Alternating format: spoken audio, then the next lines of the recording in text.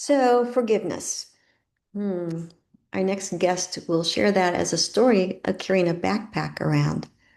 And I think you'll be really touched with what she shares about forgiveness. But in all, we need to forgive and put that backpack down. So, let's find out what that means. Building spirituality, family, health, and business. This is The Giant Builders with Lois Wyant. Welcome, Giant Builders. Hey, if you haven't yet, make sure you follow us. Our social media links are below, so please do that. Today's guest is Natalie Baird King. Hi, Natalie. How are you? Hi, I'm wonderful. Great to be a part of this, Lois. Thank you for having me. Oh, it's a pleasure. Well, can you tell our listeners a little bit about yourself and what you do? Sure. I'm an aspiring author by night, and I'm an attorney by day. I Oh, actually am a family law attorney and mediator. So that's what I do basically for my job. But my purpose is more surrounding the book and getting a message out about forgiveness. I feel like my lifetime this time was to kind of come into this world to kind of give that medicine, if you will, about forgiveness. So. okay. So, how did you stumble upon forgiveness? My dad, I grew up in an abusive home. My dad was abusive in all aspects, physically, sexually, to myself, my sister and I, and then us four kids were abused, and so was my mother. Hmm. So very traumatic household. And the good days were great, but the bad days were really horrific. And so after I left home, I repeated the pattern of abuse, wherein I ended up in several abusive relationships and ended up with a man that broke my arm and was almost killed. As a result of that, the trajectory of my life changed. I ended up going to law school to try to help others that maybe are in that situation. But the true catalyst that started my journey in the search to try to find something that I didn't know what I was looking for at that time was the death of my father, and he died suddenly in 2012.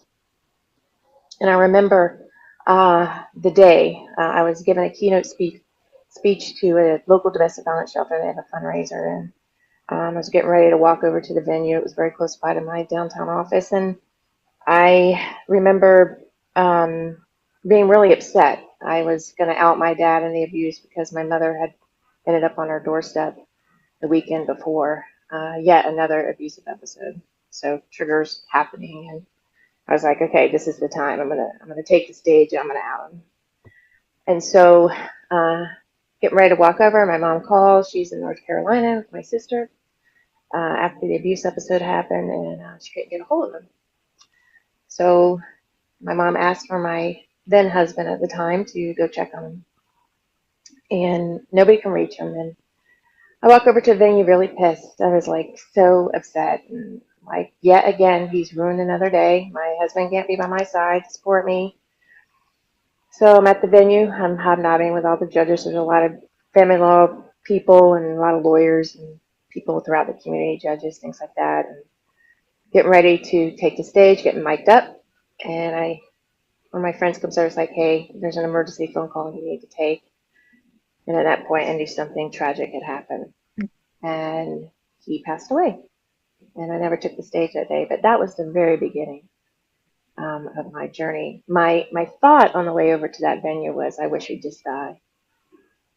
And for years, I thought I had killed him with my thought, which sounds so ridiculous when I say it out loud, but that's what was going through my mind. Like somehow I had a piece of his death and guilt that I was holding because there was no reconciliation at that time regarding the abuse that had happened with my mom and us four kids. So that was the start of my search. Wow, that is quite a story. Man, I'm so sorry you had to go through all of that. A lot of people say that, and thank you. I do believe it was a blessing in my life for that to happen so I can share my story and others can maybe come through their own Yeah. journey and truly find forgiveness for people that have caused them some really horrific pain. So, how do you see forgiveness now? So, forgiveness is a practice. It's kind of like meditation practice, which is something I do daily. It's similar to brushing your teeth every day, flossing, brushing your hair, putting deodorant on, all your rituals that you need to do. It's the exact same thing.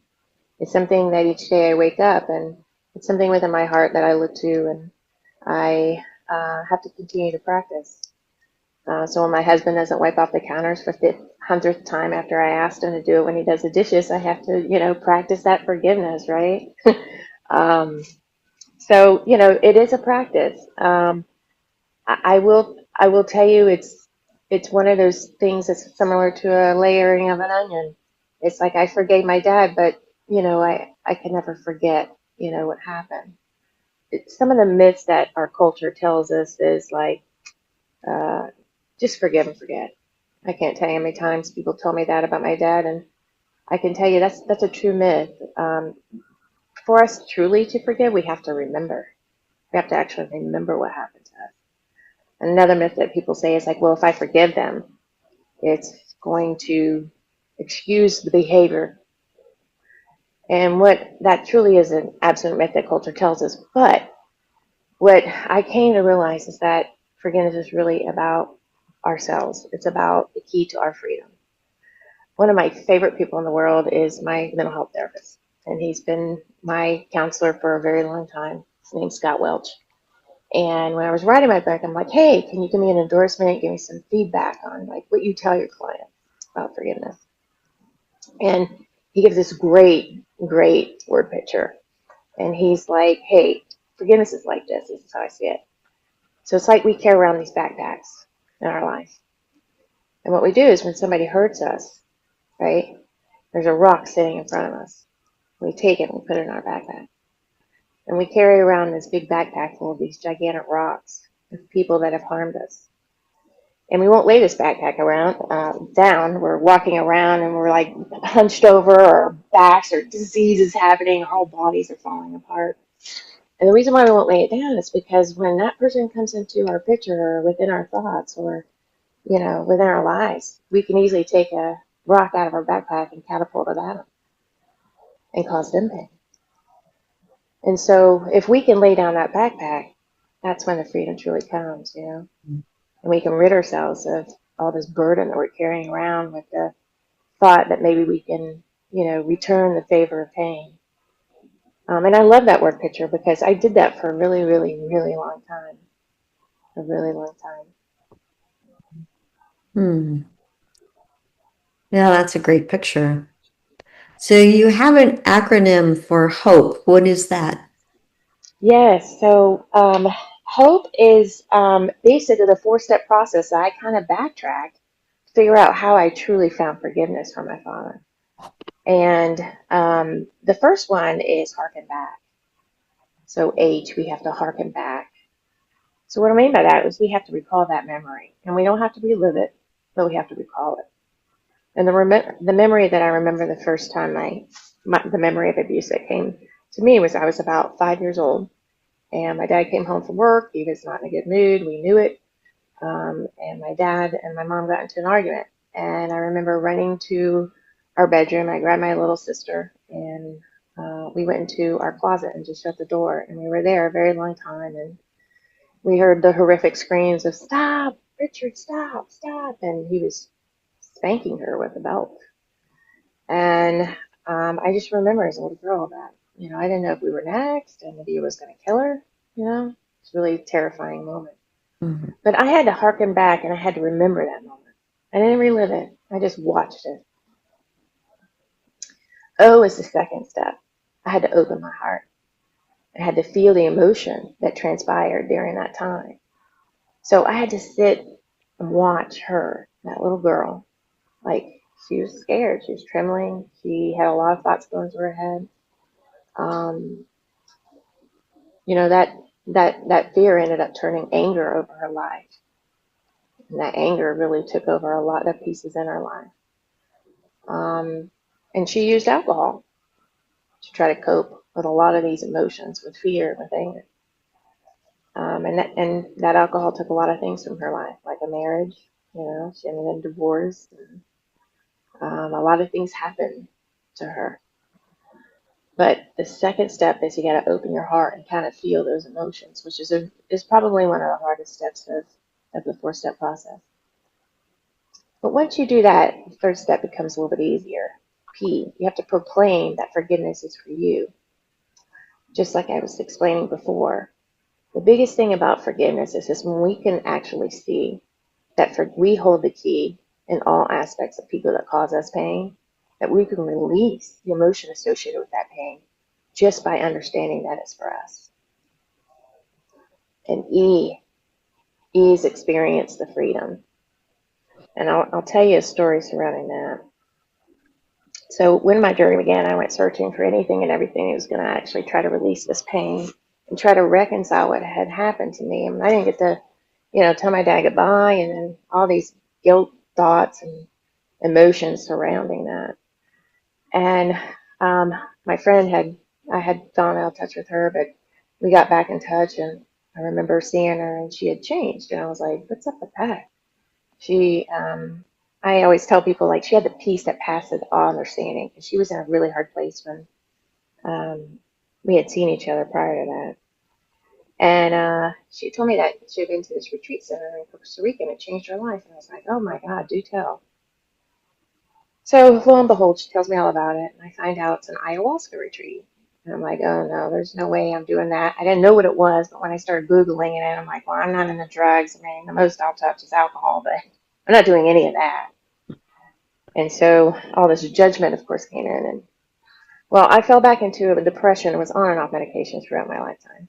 And I'm like, I do not want to go on these meds again. But depression becomes so debilitating that I can get up and I can go to work and I can do my job. But after that, it's I have nothing left. And so I decided, I can try this. If it works, great. If it doesn't, okay, I took a week off from work. So I went down there. And I remember there's 4 ceremonies of ayahuasca they serve. And on the third night, I remember I was laying in this hammock. And after I drank the medicine, I felt the medicine. And all of a sudden, with my eyes closed, I saw this woman appear. And this felt more real than anything. But I saw this woman appear. And she says, hey, Natalie. And I'm like, oh, this woman knows my name. And she says, you want to see something? And I said, sure. So we fly into like the celestial. And I see lots of planets. And then we fly to this really beautiful place. And it's a landscape of mountains and a beautiful body of water. And there's lavender fields and like these beautiful pathways that are made of light. And I felt as though, oh my God, I've arrived in heaven, right? So because it was so beautiful. So I remember arriving in this space, and all of a sudden I see this dog. And me and this woman, I'm going to call her my guide, we arrive on the edge of this dock, and there's a boat, a sailboat. And so one of the things that came to my mind instantly is my dad loved sailboats. Mm. And he wanted to build one when he was on this earth, but that never happened. So I remember arriving on the boat, and I saw someone on the boat. And then the person jumped off onto the dock, and it was clearly a man. And he started running toward me, and he got halfway to me, and I knew it was my dad. And he looked unbelievable. He was all groomed, and his hair and his beard, and he had his glasses on, and he had like white shirt and like these tan shorts, and it looked like him, but it didn't. He looked healthy and fit and angelic.